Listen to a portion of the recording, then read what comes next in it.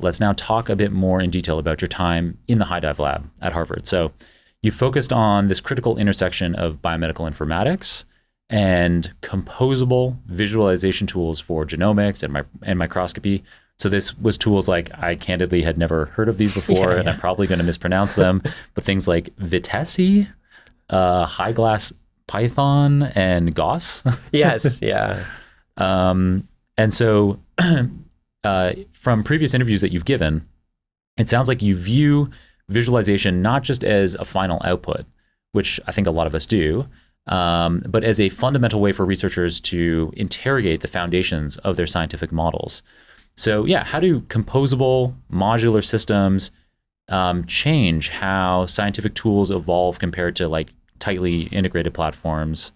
How do these kinds of visualizations that you that you recommend, this whole way of working around visualizations around coding, improve scientific inquiry? Yeah, I think I've heard it described before as like there are visualization people and there are not visualization people. And I was very quick to being a visualization person and as a result, at every step of a pipeline or data process that I am working on, I want to visually have some check of like what is going through my system.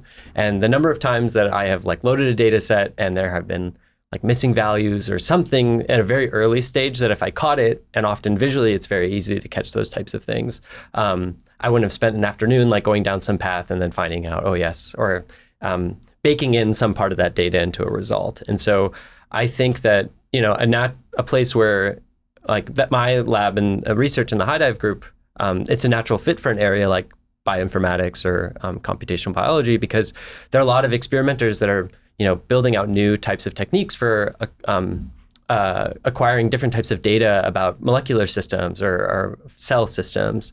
And they often don't have the data are very abstract, and it's like hard to have some representation that is like familiar in a way that you can like understand what that signal is in the context of like what you're trying to understand. And a classic example in like genomics is like a genome browser. So, there's not an off-the-shelf tool that lets you just look at regions of the genome. Like that's a tool that came out of, biologists wanting to understand genes and proximity of genes together. And so, now we have this ability to have a genome browser. When we're talking about something like this gene, we can look at and see where that is on the genome. We can compare that across like different variants and things like that. And then when I worked in the microscopy side, we were taking these massive images of these tissues. And again, there aren't these great tools. There are several different tools for doing these types of things, but like these tools often are like one-off applications. They don't like live in the environment that you're working on your data. So maybe like I'm running an algorithm to try to segment this image, and it'd be really useful to look at that segmentation over the image and not make sure that my thresholding or something is actually quite good. Being able to make these tools feel very at hand for doing those cheap kind of checks is like really where I got inspired to work on this type of work. And then after that, it's like a matter of coding, I guess, to try to fit them together. Right.